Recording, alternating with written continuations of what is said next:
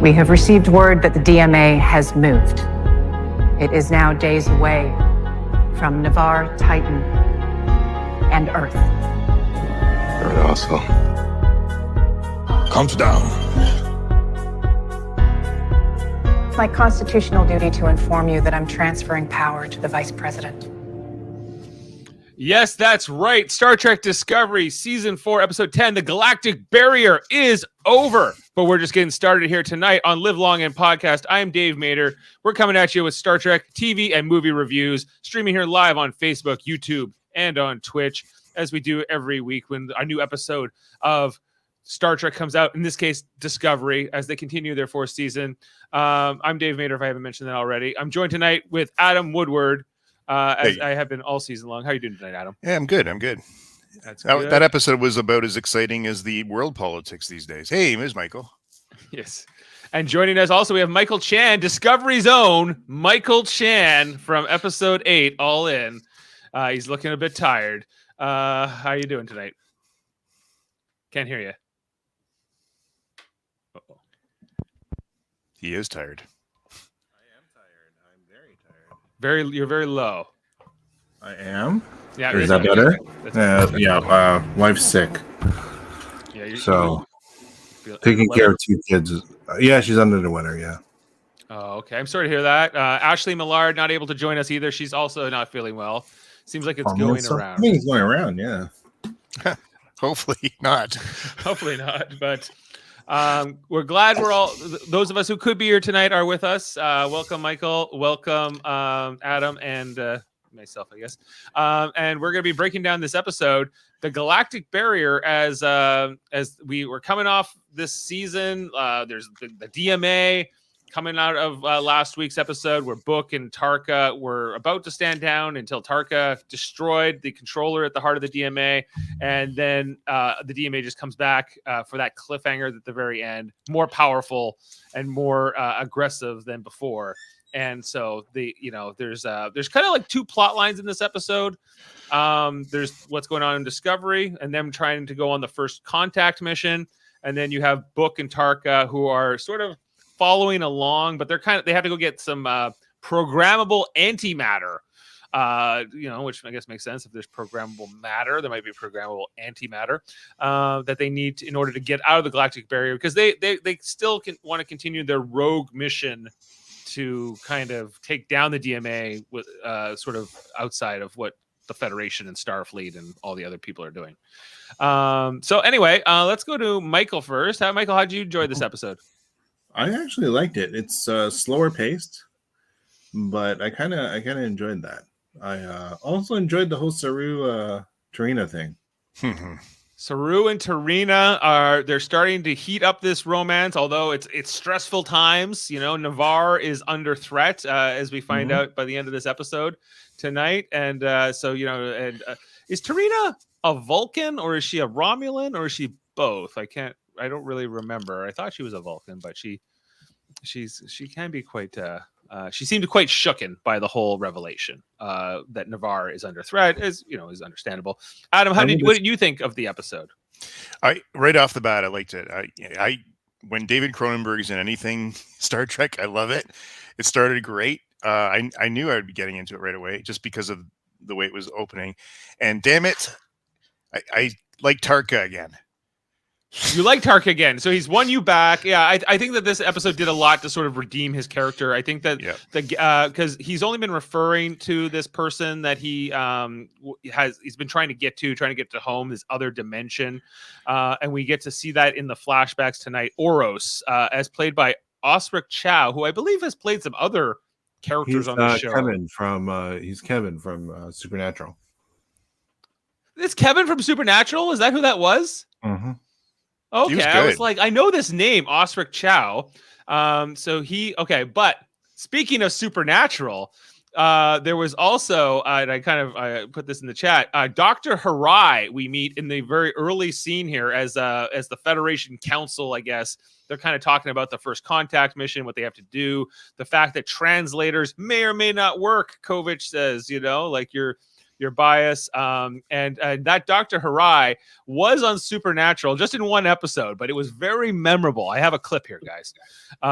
Dr. Harai, this is from about 2010, I would say. It's quite the clip here. Sorry for what? He was Cockknocker, or no, Nutcracker.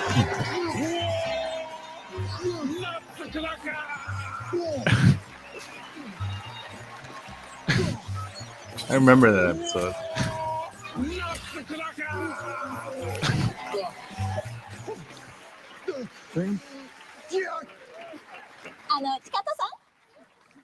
Oh yes, and he does the whole like この栄養たっぷりエビチップスのこと話しましたか？栄養たっぷり美味しい食べれば食べるほどあなたみたいにスリムになれる。You okay? all right, that's enough. But anyway, so Mr. Dr. Harai is played by Hiro Kanagawa, a Canadian Japanese actor from Vancouver, who is now this Dr. Harai in this episode, who we don't get a lot of in this episode, but basically we're told that he's there because Kovic, David Cronenberg's character, cannot go on this first contact mission. He has something bigger, more important to do than this. Doesn't tell us what it is in this scene. But it's apparently important. What did you guys think of all that? Like, I guess this new character, and B, what does Kovic have going on that's more important than the DMA in this first contact mission? Really? Well, he when he was challenged with that, and he said, "What could be more important than that?" And he said, "Let's keep it that way." Yeah. There he is in his The glory. badge that was in front of him is which show is that from? Picard? The other badge badge on the table when they had all the universal translators and things that he said that they always used to communicate. Kovic had a Starfleet badge from, I'm pretty sure that's Picard era. But anyways, I didn't get a great shot of it. They kind of just they have them on the table and they're saying, "Well, why don't we just use our I'm universal curious translators?" if that was a hint at what he's working on. Could be. Like we still don't even know what Kovic's job title is. Nope. Like, And you know, I like that they're keeping it a mystery. I guess so. Eventually, like, you know, we're going to get something. I'm pretty sure. right. But we get Dr. Harai. Here he is. And while we're doing it, Good Asian, East Asian representation this week. So I'm really happy about that.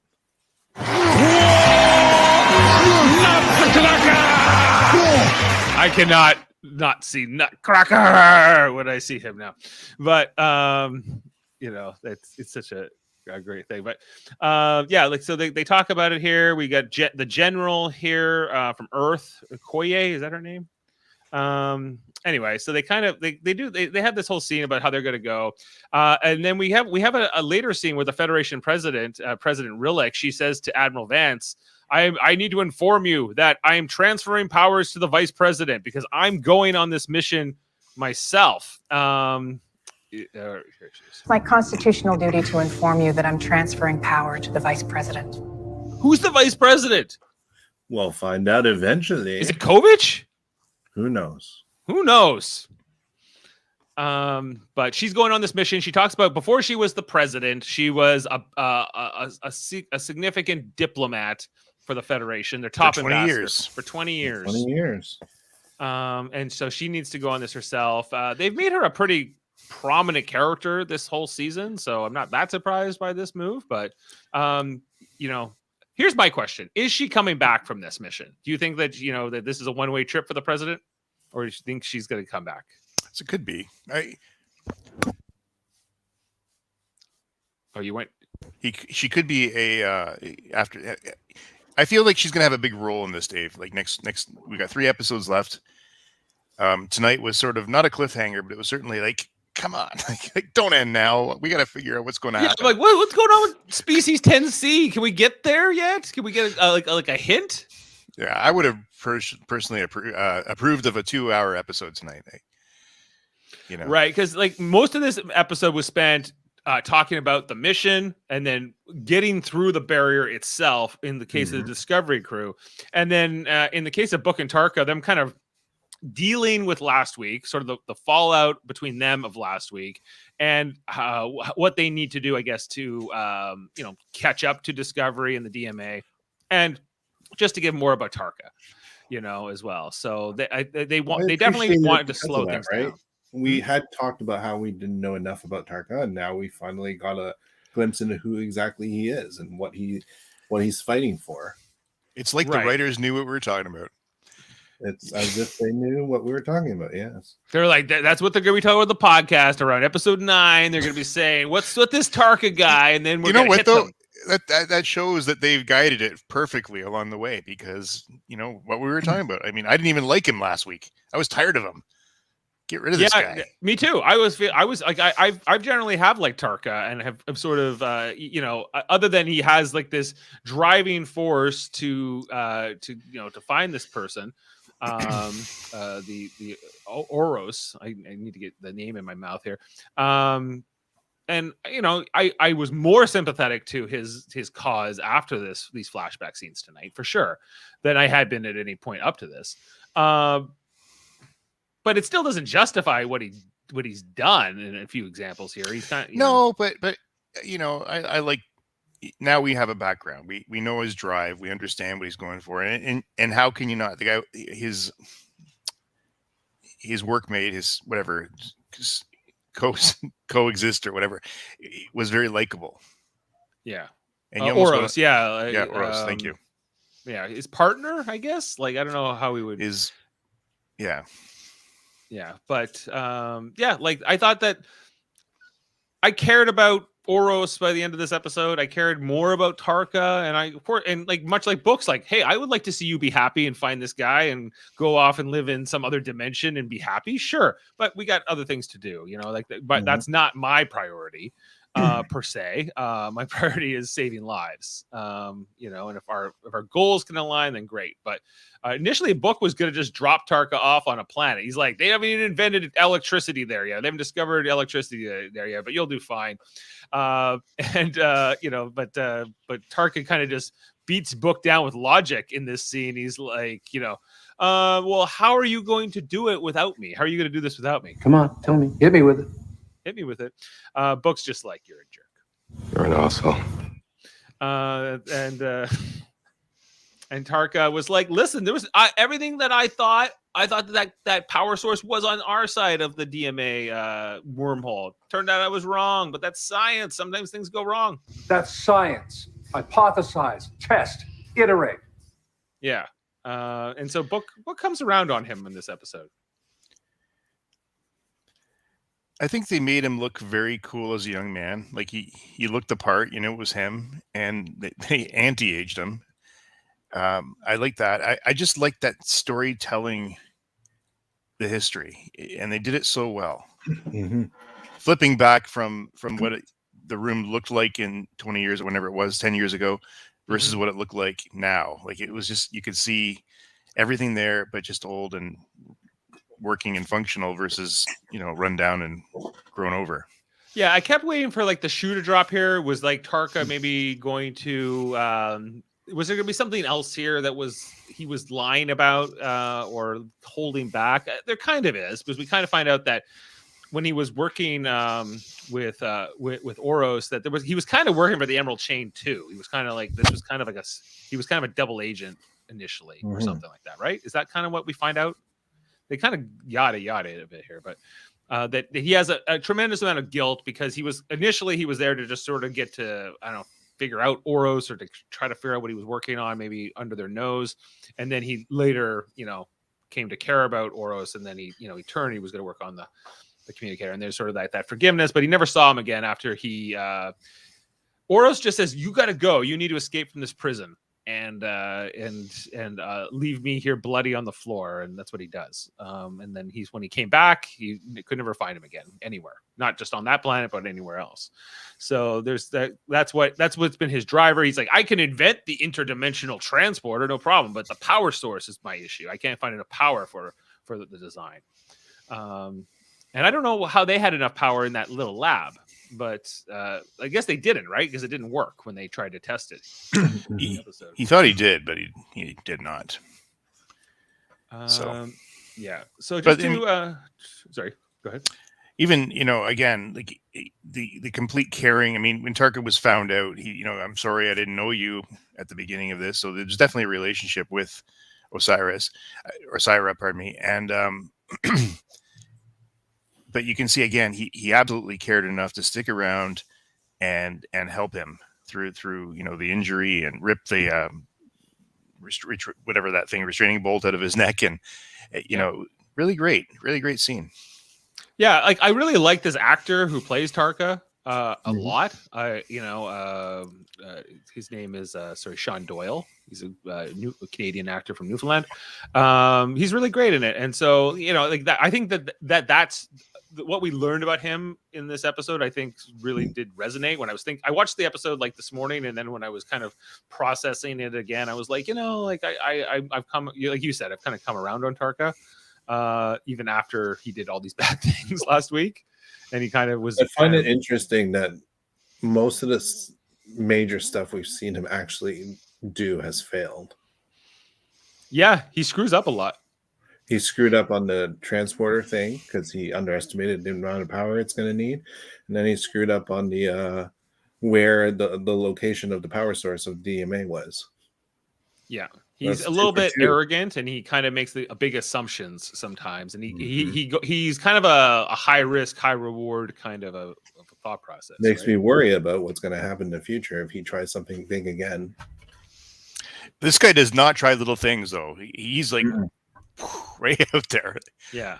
Yeah, that's where he's not as like, I guess from the scientific point of view, he's not exactly about like, methodical trial and error. He's like big numbers, big swings. Let's do it. And let's, if we're, because he's when you do that, bad things can happen too, right? And they typically do. Typically, if you're not cautious, especially in storytelling, it tends to always come back to bite them.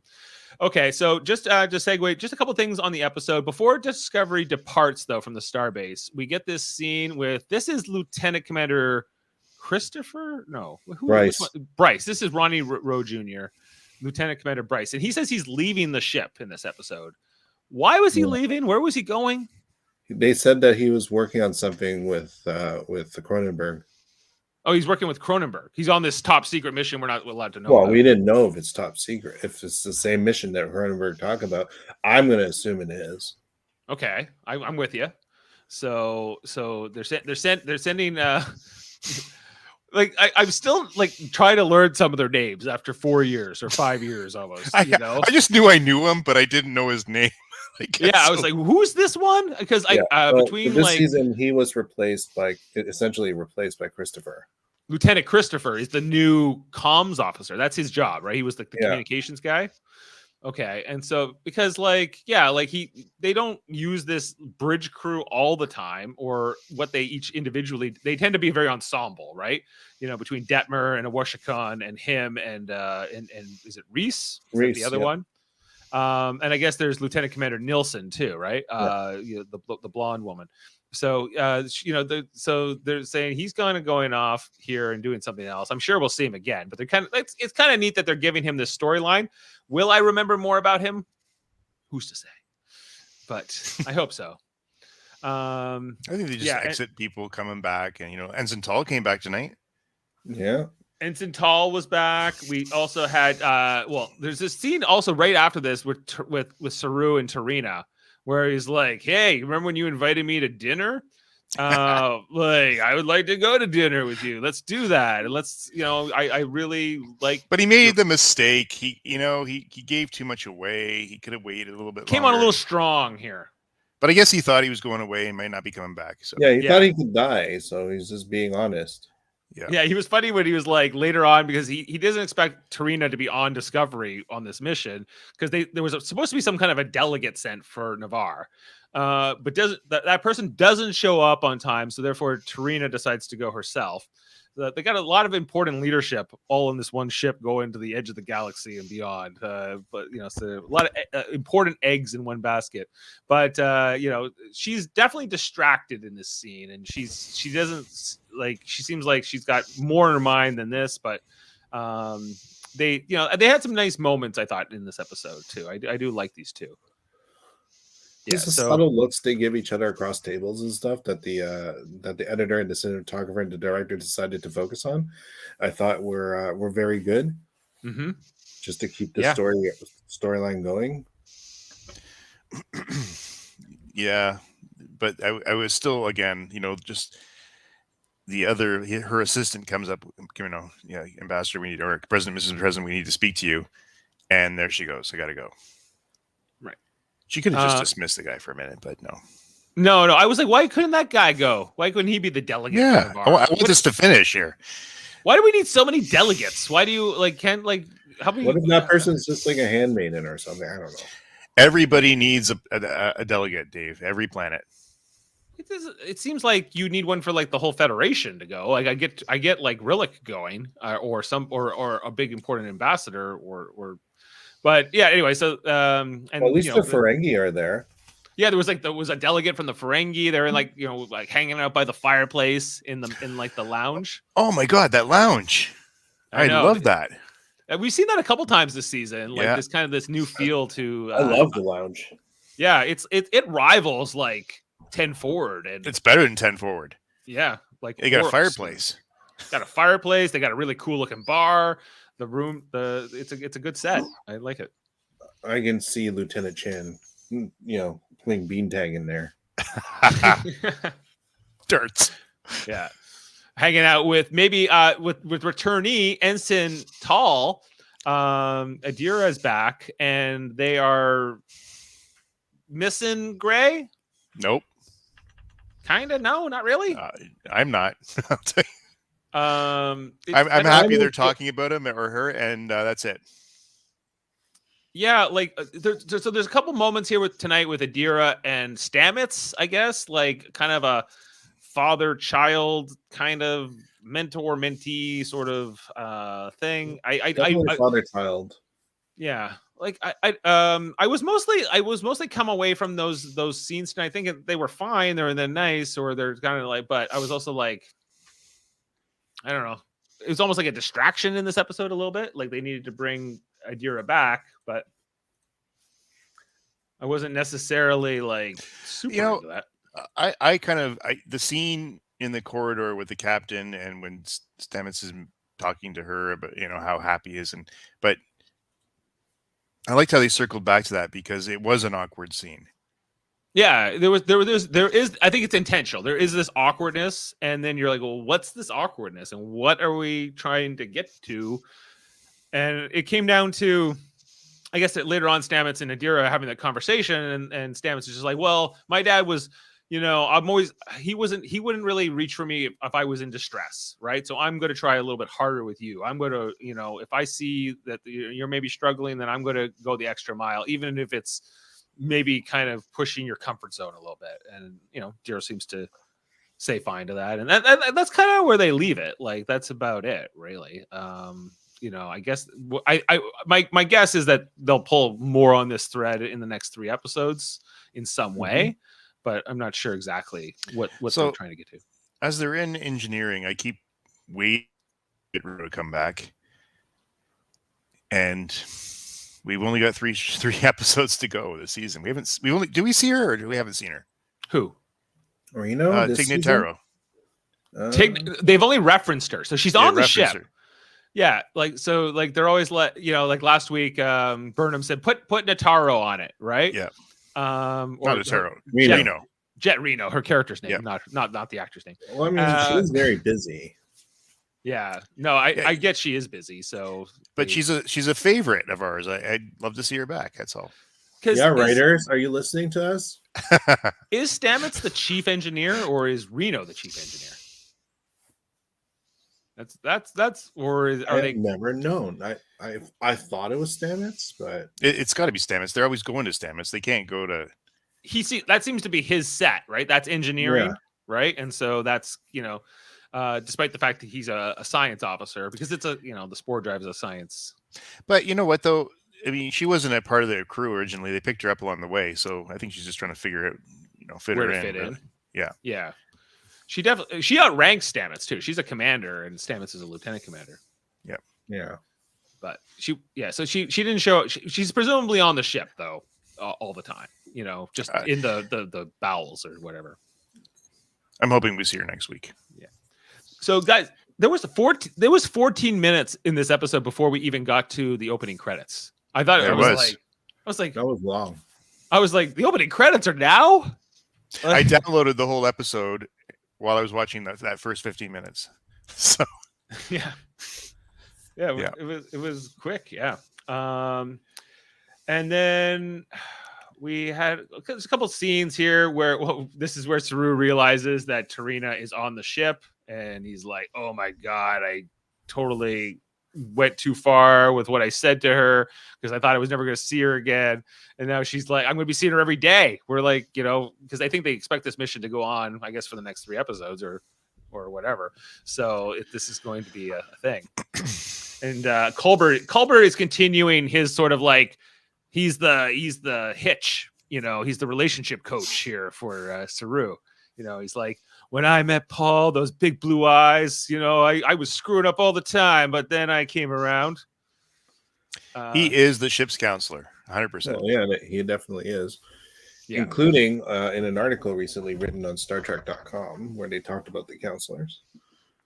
Yeah, I think he's there haven't been that many really, like like sometimes like the doctor does kind of play this dual role, and sometimes you get like a dedicated counselor, Troy, or an Esri Dax in that position. But yeah, no, I really like Culber. I really like the cast.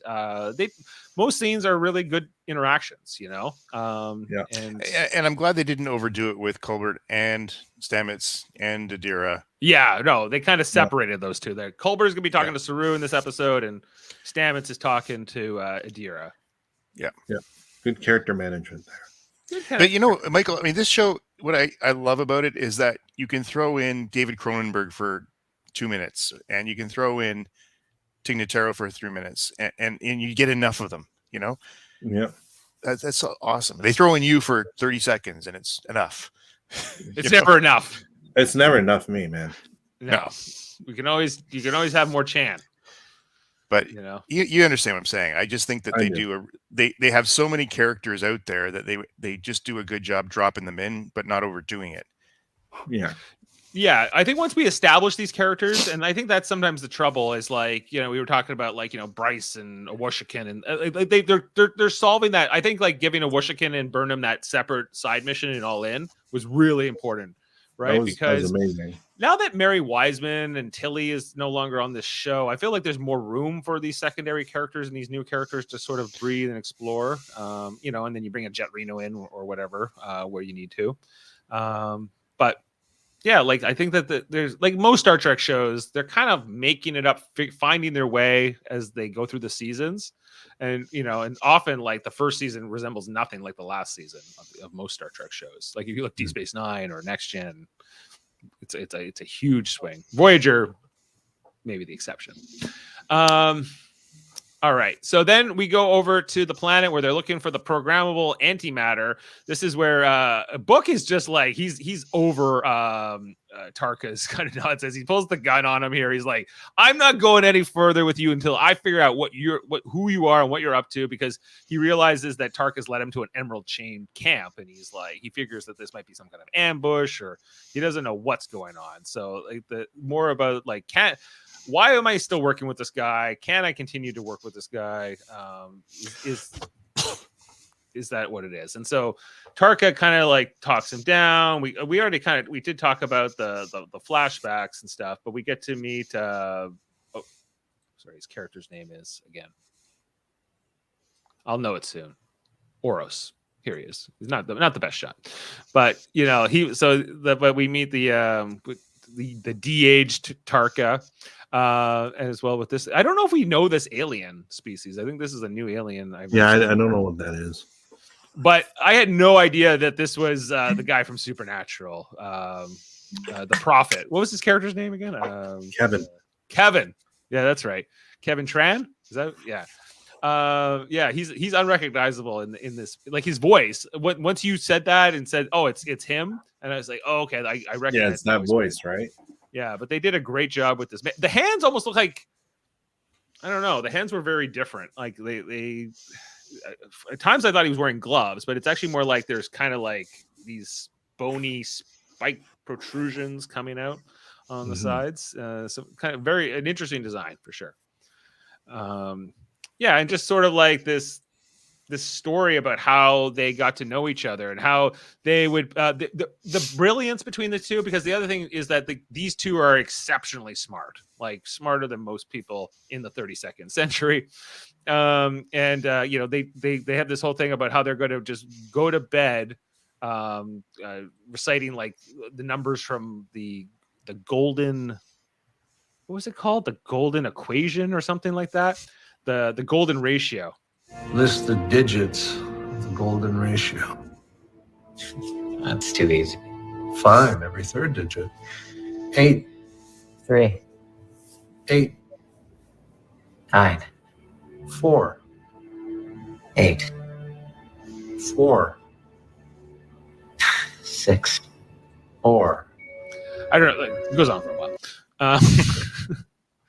With those numbers. So that's like, that would be like reciting like the numbers of pi, or every third digit of like pi, you know, from memory. But you know, it was a nice touching scene. I do, everything about it was kind of like, I'm like, okay, I'm enjoying this. Meanwhile, back on Discovery, you know, they jump in and okay, this was the one thing I was a little bit unclear about, because the rules of the spore drive kind of got rewritten a bit in this episode. My understanding about the mycelial network and the spore drive up until this episode was that it allowed you to go not just anywhere in the galaxy, but anywhere in the universe, right? But they were saying, no, actually, like the mycelial network kind of only goes to the edge of the galaxy, and it gets very thin. You can't get too specific on location at that point. And beyond the Galactic Barrier, there is no mycelial network. There is, the spore drive is only limited to the Milky Way galaxy. Did I interpret that right in this episode? I think that's what they're saying, that it thins out at the Galactic Barrier. Okay. And they, you know, they had this scene too. Crossing the barrier was great. Everything about right. Well, I think that I think that they want to put some limitations on this spore drive to not make it so powerful they can just go anywhere. But I got to tell you, that scene where Vance was looking out the window, Discovery goes into, you know, black alert, spins out, and then you see this dead space. You're waiting, it drops in. Just a great scene. Yeah, no, like I always enjoy watching the spore drive in action. It's like, still fun to watch after the even black alert, that wow, that sound. Yeah, I love it. It's so cool. Yeah. Where's this shot here? Where? And every time you see Discovery, it just looks like such a great looking ship. Yeah, I'm still trying to get used to the detached nacelles. That's still like throwing me off a little bit. But it's cool. Yeah. Like the spore drive is a cool device, and just like the whole like flippy of it all. And I also like when you see like any Star Trek episode where you see multiple ships in space, I guess. It always looks so great. Here's a little bit of a better shot of it right before it goes into the full spore drive. But yeah, like one thing I would say about the show sometimes is like, I think they need to show off the ship a little bit more than they do. Did you have the scene where they got to where they were going? Yes. Because that's a great shot of it. Like at the very end when they got through? No.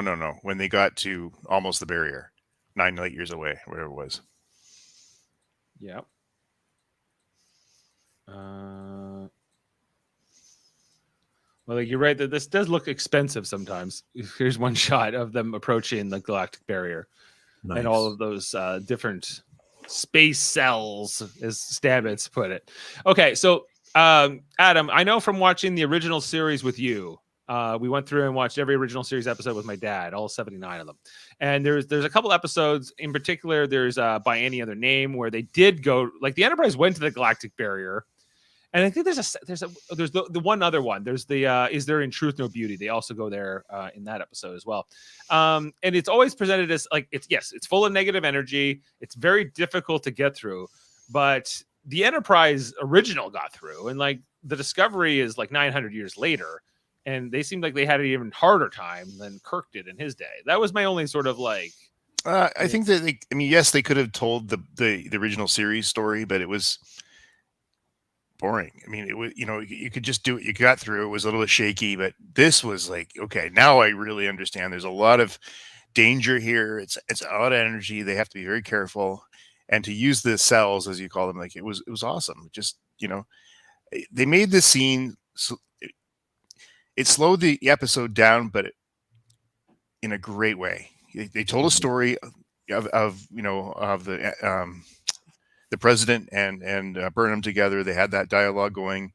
You had this whole we got to get through this, and it was Michael. You said it was a slower episode, and it was, but it didn't feel slower. No, it didn't. But I really appreciated the pacing of it because it allowed us to absorb the information they were giving us in the story arcs that they played through today, especially with the Tarka one. Yeah, I did also enjoy that like Burnham and the president have sort of a chat right before they actually do go on this mission, just setting the ground rules, because the last time the president kind of stuck along, she kind of like questioned Michael quite a bit on the bridge of the ship, like many ambassadors and higher ranking types will do to a captain when they're tagging along on a mission like that.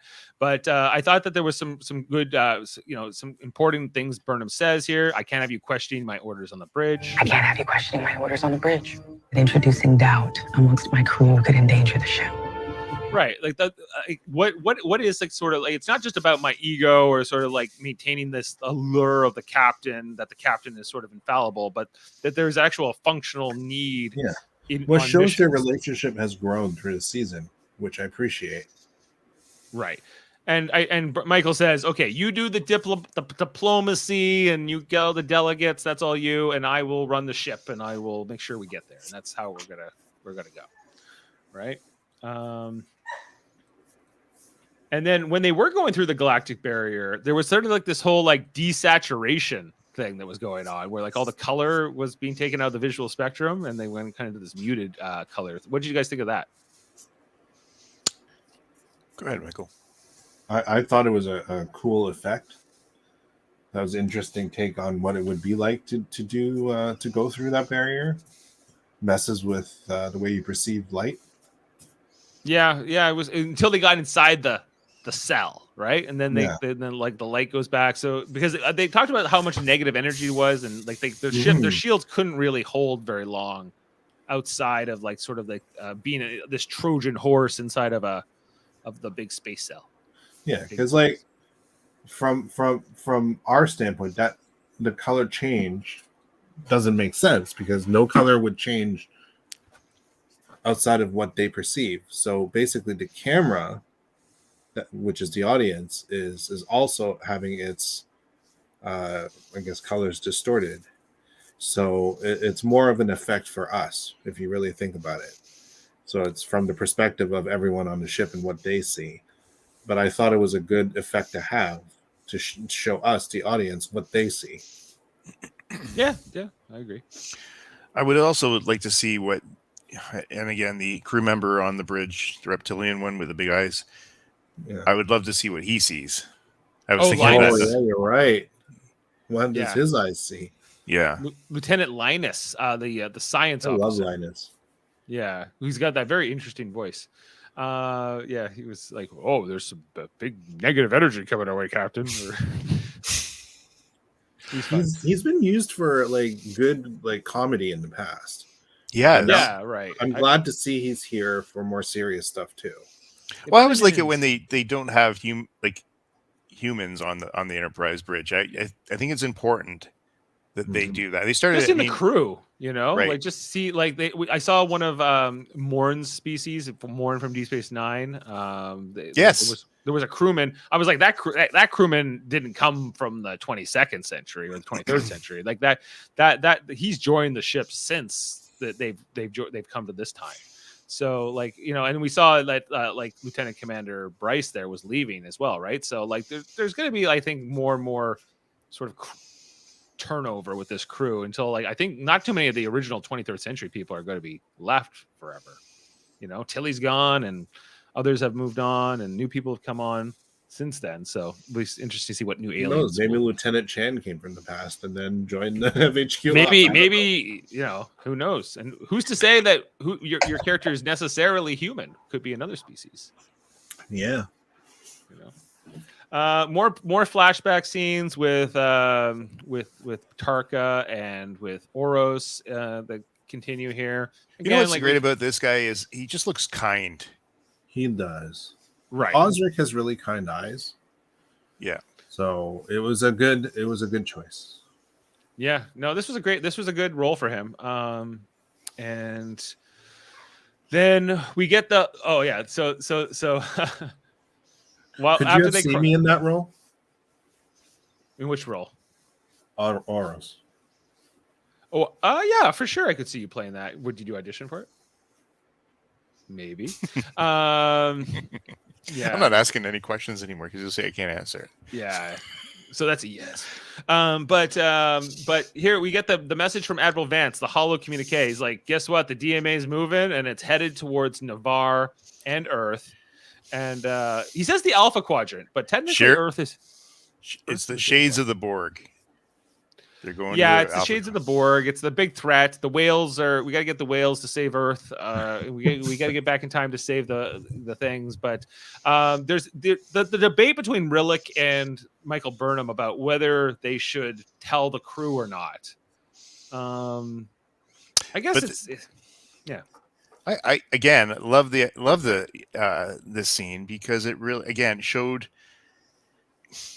I think in all Star Trek, when you look at the relationship between the captain and the crew members and all this, and they're on these long voyages and long away from Starbase, there's a different relationship, right? It just is that way. They're with each other 24 hours a day, and you see it in almost all of the shows where there's, well, I guess all of them, and this explains it so well. I think they tried in Beyond, Star Trek Beyond, at the beginning when Kirk was talking about. We're how many years out now and you get relationship issues, blah, blah, blah.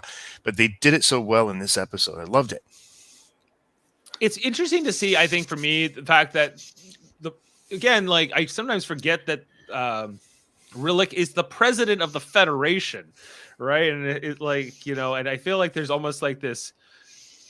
She's almost like she's too personable in some ways, or she's like so close to Michael. It's like, you know what I'm saying? I'm trying to, I feel because like Rillick outranks Michael Burnham by so many degrees that but they have more of this mutual co-equal sort of relationship often in their episodes together that I'm just like, well, really Michael Burnham should be kind of taking orders off of Rillick, but she doesn't. There's more of a give and take, more debate, for better or worse. But it does sort of stand out to me. But yeah, I guess that what we found out in this episode too was like just Rillick wanted to control the narrative. She's like, if we tell the crew, then I'm not keeping secrets anymore. I don't, I'm not. It was an interesting look at politics, right? If you really think about it. It's the same thing with our own world, right? Our leaders. Sometimes we find out they don't tell us stuff at first. What is for the greater good exactly? Well, yeah, this question was very well handled today. Yeah, it's situationally specific, right? You can't use the same answer for every single situation. In this case, the better option was made, I think. They have gone out of their way in this season to show us more of like politics and how politics works. Like there was the whole episode where Tarina and Rillick had to kind of find a way to bring Navarre back into the Federation that was going to appease the constituencies, I guess. And and I guess also when they had to have the big vote about what they were going to do about the DMA, right? And how sometimes you're on the wrong side of a vote. Sometimes you disagree with the decision democracy has given you. And how I think that's apropos, don't you think? Yeah. In the world that we live in right now. Yeah. So you weren't here at the beginning. I said, Jesus episode was a lot like today. What do you mean? Yeah. But when they came to this and they first met Vance, you got the impression that Vance was acting alone. and there really wasn't a president or a democracy or even a structure. But they've Right. really evolved that along the way here. Yeah, when they first showed up at the Starbase, it seemed like Starfleet there was still a Starfleet and there still was a Starfleet command, but they were definitely they were a shadow of what they once were. They were sort of like a skeleton crew or something, right? In season 3, because there was like I also felt like the reason why we saw Vance so much last season, outside of just storytelling and time, was that I think the Federation was keeping Discovery at arm's length until they felt they can trust him fully. And now, since the ship and its crew is integrated into the Federation fully, now we're starting to see everything. Yeah. Right. And I really like seeing the behind the scenes structure of what's going on. Like you saw it again in the movies, Star Trek movies, the original series movies, but really we didn't see too much of that. When Kirk and crew were brought into, to get in trouble for whatever, and then everybody's plotting for them. It was always like some kind of council meeting or delegate meeting or ambassadors meeting, but you didn't see that too much after the movies. No, the movies were mostly action and sort of a whole different. No, it was in the movies. That's what I'm saying. It was in like Star Trek 3, the whale one.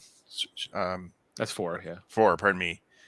When they came to Earth and they were stripped of Captain Kirk was stripped of his admiral, all that stuff. Yeah. Oh, even just like when they were having the dinner with Gorkon in Star Trek 6, Yep. Or Star Trek 6 again, when they at the end there, when the execution was going to happen of the Chancellor, and they went down and rescued her. You see that a lot in those ones, but we didn't see it too much between. Mm-hmm. Mm-hmm. Yeah. If it was like Babylon 5, there'd be lots of politics and lots of ambassadors, different things going on. Good old Babylon 5, Dave. Somebody's got to hold the torch for it. Anyway, so we get the whole scene here where we see Tarka and I will remember his name, Oros. They were about to use their transporter to go to the wonderful dimension where everything's nice and beautiful and perfect. So says Oros. But the Emerald Chain interrupts this in the middle. And yeah, this is where, I think we find out that Tarka was sort of a double agent for at least part of this time he was working with him. Of course he was. He's just that guy. He's just that guy. I would have liked to see Osira again, by the way. I thought it would have been great if they brought her back. That would have been interesting, yeah. Yeah, because that was the Lois Lane's niece, right? From Margot Kidder's niece was Osira. That's right. Yeah. Okay, and so yeah, we see sort of the whole thing. We see them. They got their asses kicked. They were beat down pretty harsh. And we see here, yes, as you mentioned earlier, Adam, that they got their scars ripped out of their devices ripped out with the back of their necks here, and Tarka left the scar. He could have gotten the scar sort of healed, but he left it as a reminder. So he's pulling that out. It's like a wire is down into it. I guess that taps into their spinal column or something, right? Yeah. It's what they use to control these prisoners. Yeah. Like, I guess they would blow it up if you try to escape or whatever.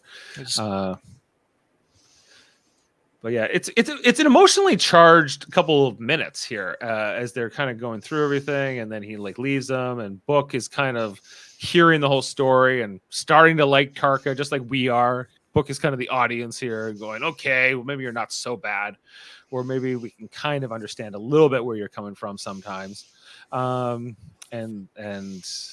that's kind of where they leave that, right? Because they get the matter, and then they go off.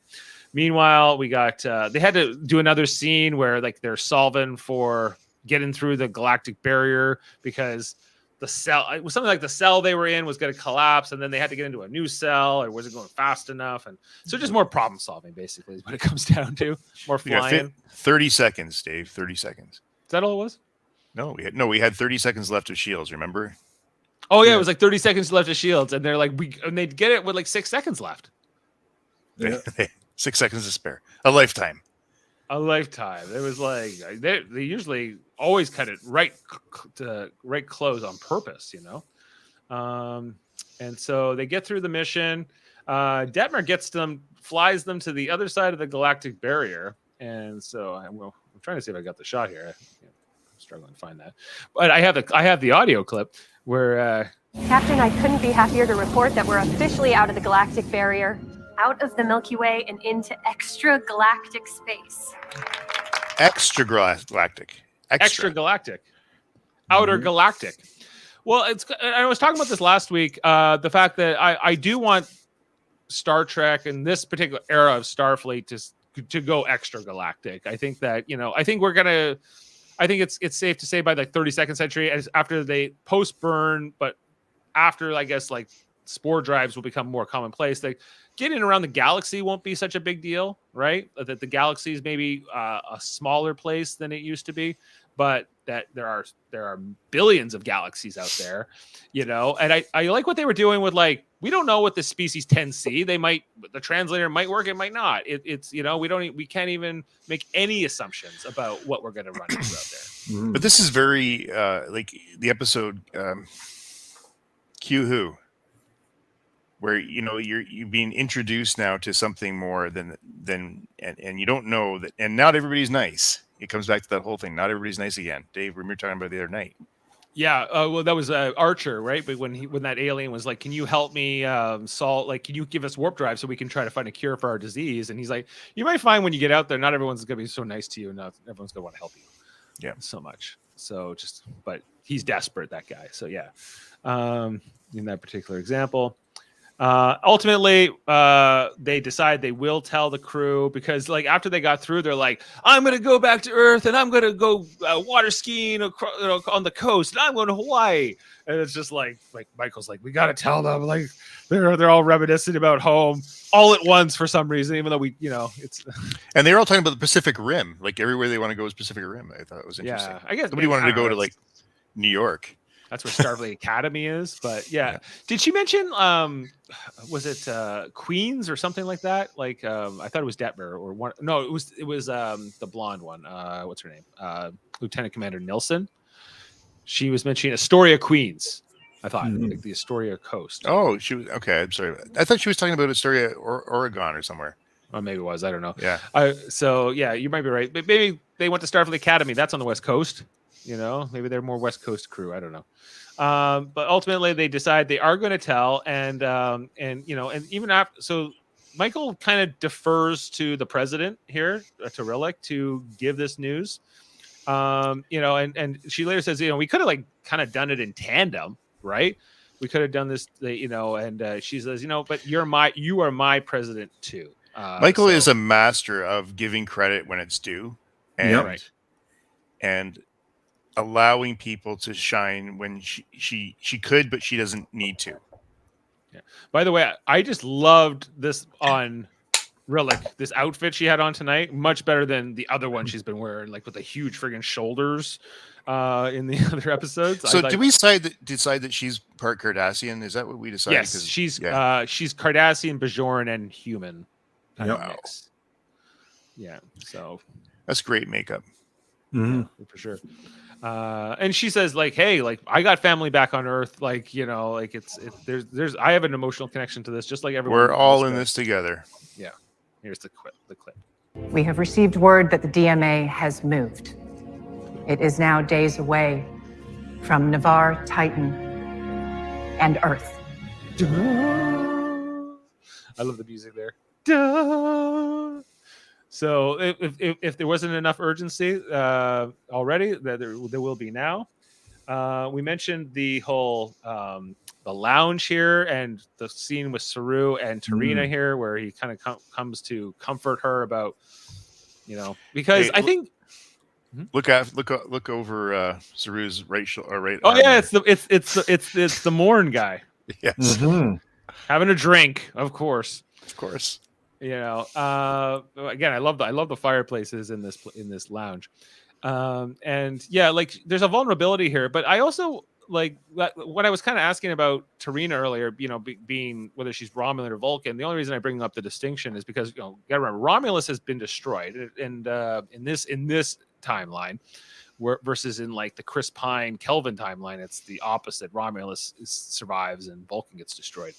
But the Vulcans and the Romulans came together. They reunited on Vulcan, which was renamed Navarre, and and now that new home, if you're the Romulans, is now also under threat. They could be refugees once again, displaced along with all the Vulcans. So there's definitely, like, I felt, as much as obviously Earth is front of mind, being that we live on Earth and we're humans. This was definitely, I felt like the weight of it, sort of towards the end. It was nice that they didn't just make it Earth. Like, Earth is important and to us, but bringing in other planets is important as well. I just think, again, it's a very Star Trek thing to do, and they should do it.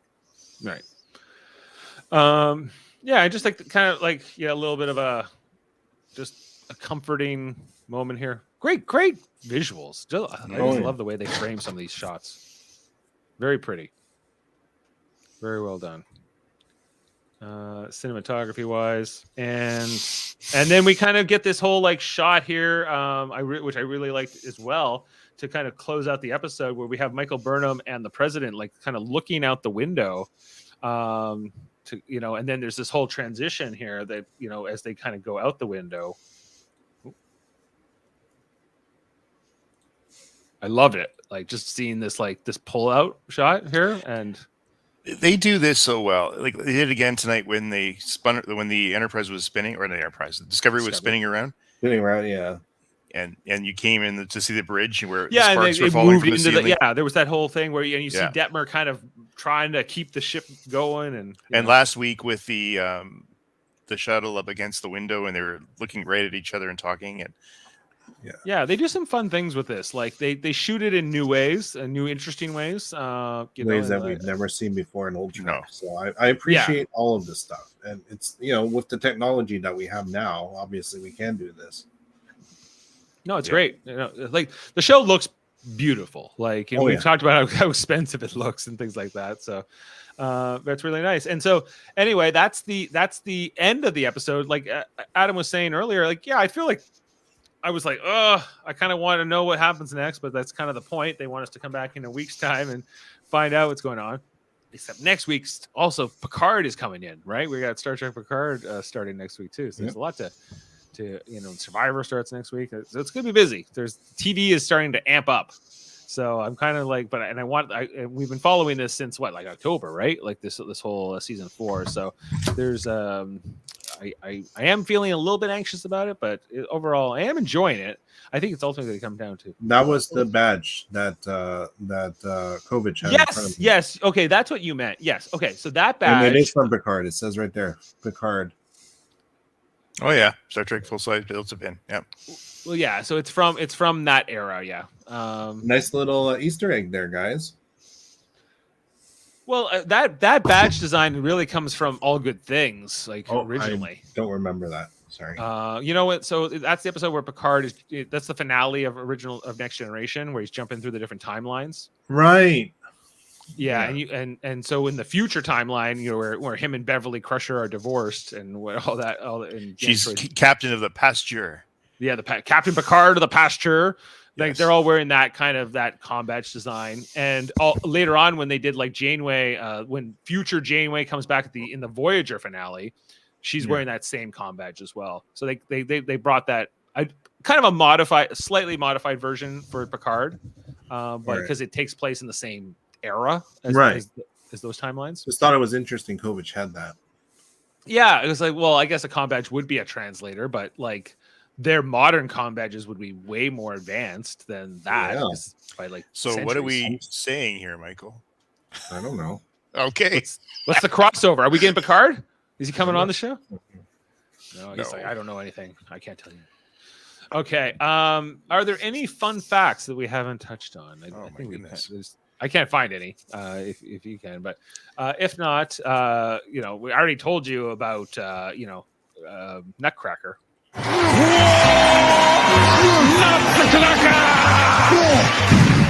love him. He was also, remember, did you guys see Best in Show ever? No, I haven't seen it. No, it's a fantastic movie. Is that same actor though? Is he in it? Christopher Guest. Christopher Guest and oh my God, Catherine O'Hara. I know those actors, but who her husband. Oh, jeez, I'm tired tonight too. SCTV guy. Schitt's Creek, Eugene Levy. Eugene Levy. They were all in this movie, and it's about a dog show. Anyway, he's in it as well. So I just remember that. It's worth watching. Okay. You got to see it. Hilarious movie. Yeah, I will for sure. Okay, let's get to ratings and how we want to put this on this for episode 10. That's the Galactic Barrier. What do we think? I'll go first. I give this a 9, a solid 9. Good. 9. 9 for Michael. 9s all around.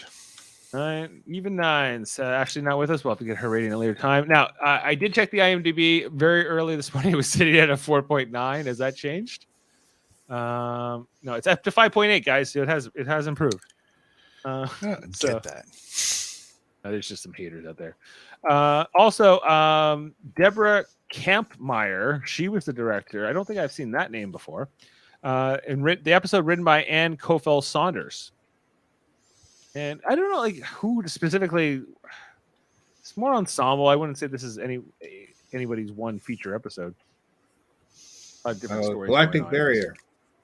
The Galactic Barrier was the feature. So the average tonight, of course, is a 9. And the average for this whole season is hanging around pretty well.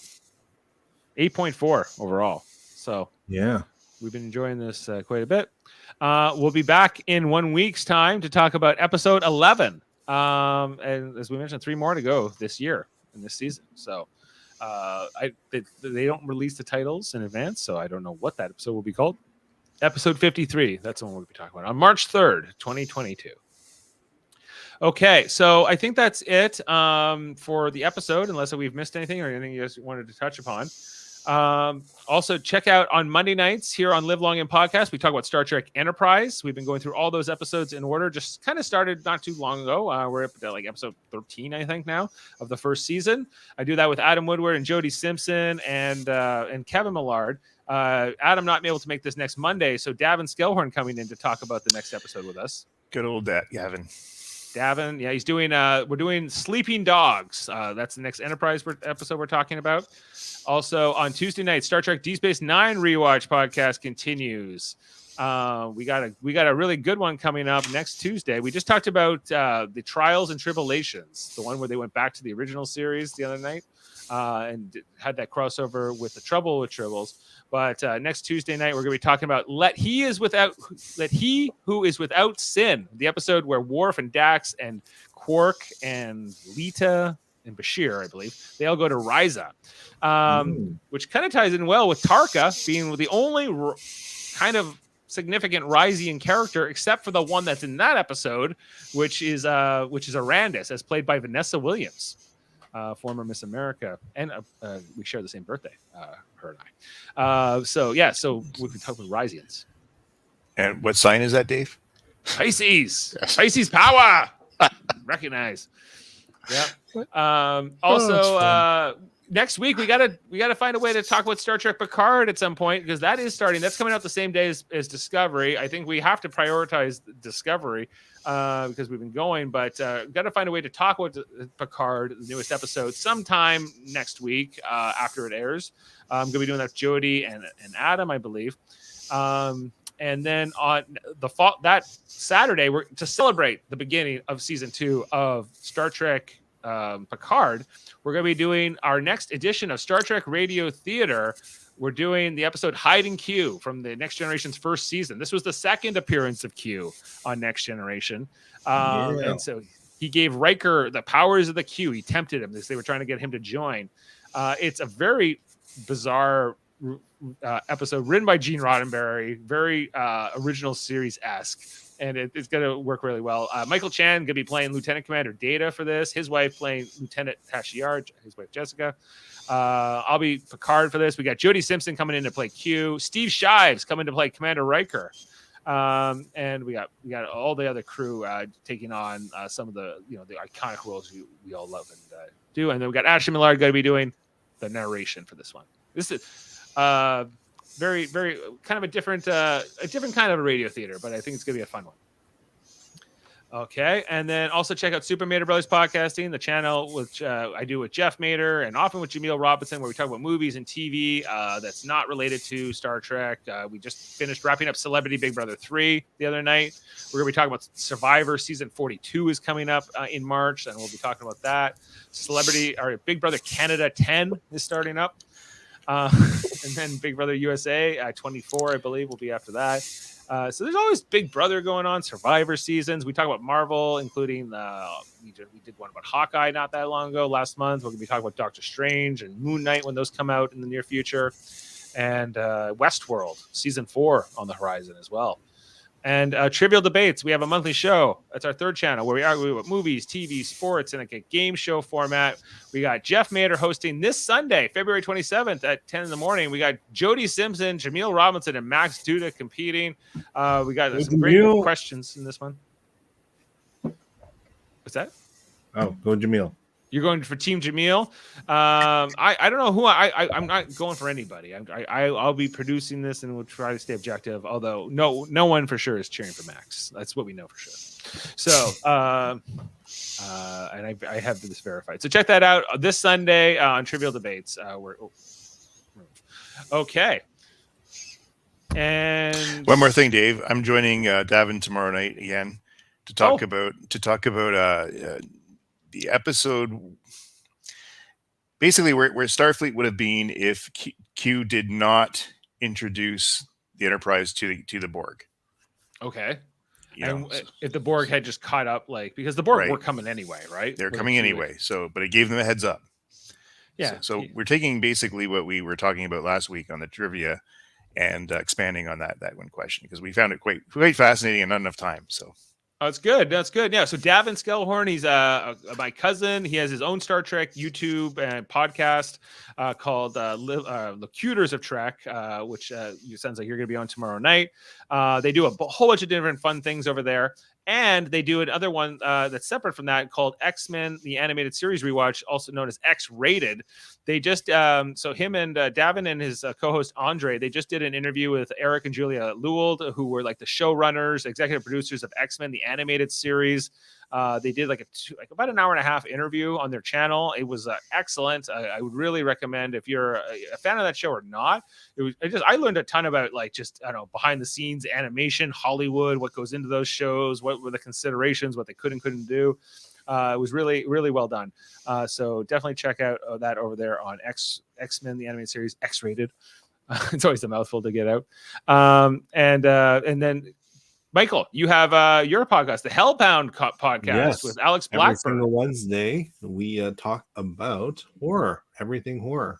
This week's episode was a special one. We re-released an old podcast from, we had a YouTube show, or Alex had a YouTube show called for his festival, but he interviewed Alex Proyas, who wrote and directed The Crow. So we released that this week as an interview for Hellbound. But we'll be coming back this coming week. Okay. And do you know what you're talking about next yet? Nope. No. Okay. Well, hey, I love horror too, and keep scaring us with the Hellbound podcast. Yeah. All right. I think that's all the plugs for tonight. Thank you both for joining me, and I'm looking forward to seeing where episode 11 takes us next week. Lots kicking up for March. And I think that's it. We can go out on a quote here, maybe. Let's go out on the confirmation bias from Dr. Harai. Let's go. Confirmation bias. He's saying the universal translator's been so successful because we tend to look for and find what's familiar to us. Species that communicate verbally, for example. Since we know nothing about the Tensi, it's naive to assume the translator would even work. Not the Tanaka!